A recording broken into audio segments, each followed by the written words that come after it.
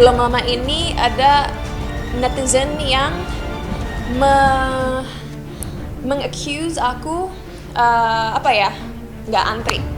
Kesalahan orang lain membuat orang tersebut melampiaskan kekesalan dan kemarahan mereka di social media yang menurut aku sangat tidak mature. Ada beberapa tempat-tempat swab yang memiliki 2 lane, yaitu fast lane untuk orang-orang yang sudah registrasi dan bayar, dan ada lane biasa di mana orang-orang yang belum registrasi, belum bayar harus melakukan itu. And lokasi yang aku datangi waktu itu adalah lokasi yang di Cirende, yang jelas-jelas siapapun bisa ke situ ada papan fast lane dan registration. Jadi saat itu memang aku di lane yang benar, dan yang tidak difoto orang tersebut adalah mobil-mobil di depan aku. Yang paling depan dia juga udah registrasi dan bayar dan memang dikasih prioritas untuk swab duluan.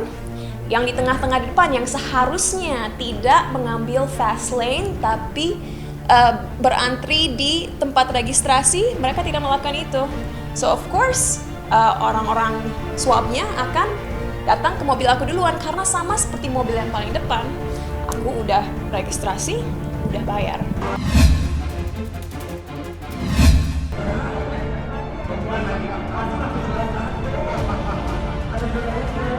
Saya dulu pernah hampir divonis cancer. Saya adalah salah satu proyek mujizat dan itu saya bisa bilang sampai dengan hari ini. Dulu tuh sampai papa saya nggak bisa bangun dan papa berdoa di kaki saya kan, bilang kalau digantikan sajalah nyawanya biar papa yang pergi tapi saya yang hidup. Tapi ternyata enggak kan, maksudnya itu tuh karena kehidupan gaya hidup yang terlalu gila-gilaan karena waktu itu masih kecil banget. Saya tahulah yang namanya alkohol di saat itu, saya tahulah yang namanya ya karena masih kecil banget lah, masih umur 20 tahun. Jadi belum benar-benar menjadi orang yang dewasa gitu. Nah di saat pergaulan yang salah di saat itu membuat saya sakit dan hampir divonis cancer dan harus di kemo. Nah tapi papa nggak mau angkat saya dari rumah sakit, pergi ke lab dan besokannya hasilnya negatif yang seharusnya positif dan harus di kemo. Nah itu mujizat lah, itu cara papa saya berdoa buat saya supaya saya bisa menerima mujizat Tuhan lah saat itu. Setelah sembuh, saya percaya ya, saya lebih dekat dengan Tuhan untuk percaya kalau hidup itu tuh hanya untuk bersyukur dalam segala hal apapun. Pandemi 2 tahun ini saya belajar sekali ke manusia tuh jawabannya kan kayak kacang goreng, ya kan. Jadi sekarang nikmati hidup aja deh. Saya nggak punya waktu untuk berantem kanan kiri, saya nggak punya waktu untuk nyinyir kanan kiri. Ya biarin aja netizen yang atau orang-orang banyak lah yang menilai kita seperti apa. Tapi karena saya yang punya hidup saya berusaha semaksimal mungkin untuk enjoy the life dan bisa berguna buat banyak orang aja. Karena kita nggak akan tahu gitu hidup kita sampai kapan kan. Aku tuh masuk usia 41 tahun lebih banyak berserah aja. Artinya selama hidupnya nggak ngejahatin orang lain, ya mudah-mudahan banyak didoain orang lain. Ya selalu support ya, dan which is good ya. Maksudnya kan orang harus ke arah lebih baik dan setiap orang mempunyai masa lalunya. Tapi kalau dari saya sih, maksudnya jangan hidup di masa lalu ya, kita nengok ke depan. Nah, which is mungkin salah satu juga Kak Karen.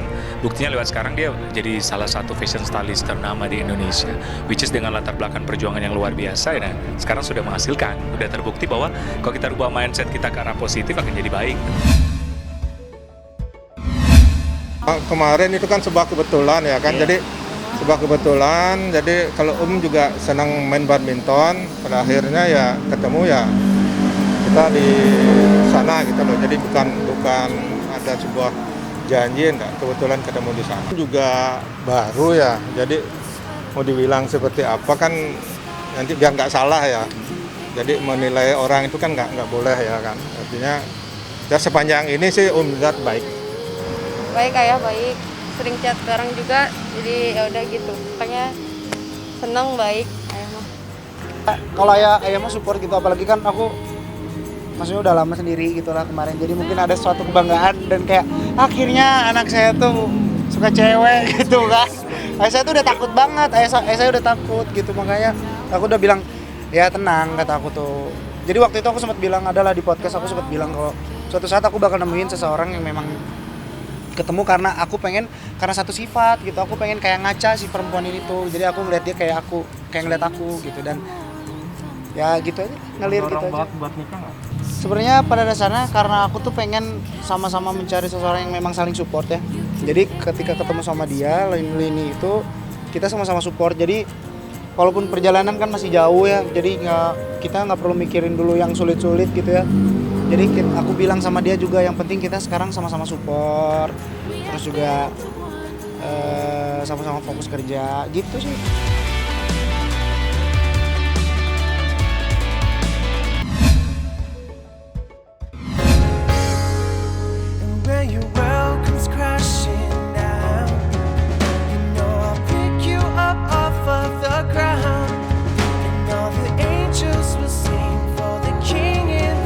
Yang diperkirakan dari awal hanya ini sifatnya keluarga dan teman dekat, itu aja. Tadi saya salat bareng juga. Ya kemarin rupanya gara-gara wartawan diangkat-angkat juga ceritanya, akhirnya memang Saudari udah datang ke saya kemarin gitu. Datang kemarin ke saya, alhamdulillah itu menurut saya memang dia seorang laki-laki yang baik menurut saya, yang gentleman, yang bertanggung jawab lah menurut saya, laki-laki baik lah.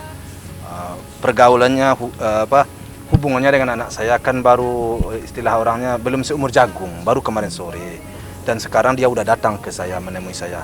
Itu menandakan bahwa dia tidak main-main dan memperlihatkan bahwa dia adalah seorang laki-laki yang bertanggung jawab. Itu menurut saya, itu suatu bukti bahwa dia seorang orang yang baik. Tentu berhubungan dengan hati. Insya Allah mudah-mudahan mereka ya akur-akur, damai, dan ya bisa bekerja sama di dalam saya menjalankan karir mereka. Itu hal anak muda masih ya? Hah? Cinta anak muda. Ya, masih anak muda, masih baru pagi. Mudah-mudahan semuanya itu bisa mereka saling menyesuaikan diri dan saling mengisi kekurangan-kekurangan masing-masing. Aku pernah diminta menikahkan, benar. Cuman waktu sama aku nggak eksekusi. Habis itu aku nggak ada komunikasi lagi sama Al. Tahu-tahu aku lihat video Mas Dhani bilang udah dikasih siri. Aku kaget juga, aku nggak undang gitu loh. Mereka mungkin sudah dikasih siri. Nggak tahu kan. Sebetulnya kan kalau nikah siri sah atau tidaknya kan sebetulnya tergantung pihak wali perempuan kan. Ya mungkin Mas Dhani nggak tahu juga, nggak tahu. Waktu aku cerita Mas Dhani tentang pernikahan, kalau menikah itu sebetulnya mudah, ya. Terus Mas Dhani bilang, ya udah tuh Al tuh nikahin aja tuh, kasih nomornya Al kan. Dan waktu di villa di Puncak kita sempat ngobrol-ngobrol. Al ada Mbak Mulan juga. Enggak saya, Masya Allah bukan saya, cuman aku lagi ngomongin Mas Dhani cuma belum direspon juga. Enggak saya, Masya Allah bukan saya, cuman aku lagi ngomongin Mas Dhani cuma belum direspon juga. Itu ke rumah beliau ngantar lukisan, tapi nggak ada ngomongin Al tuh. Sama Al tuh tahun lalu itu waktu di villa itu, Mas Dhani kalau udah kayak gini Mas mendingan dinikahkan aja. Cuman dalam pandangan orang-orang nikah ini kan harus pesta besar, terus diumumkan. Waktu itu aku bilang gitu, kalau memang belum siap untuk diumumkan, dihalalkan dulu secara agama sir.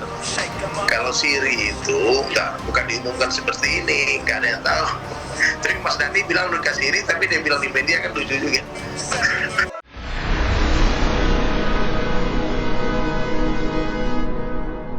Jadi jangan lupa untuk subscribe Cumi Cumi. Ditekan ya tombol lonceng merahnya.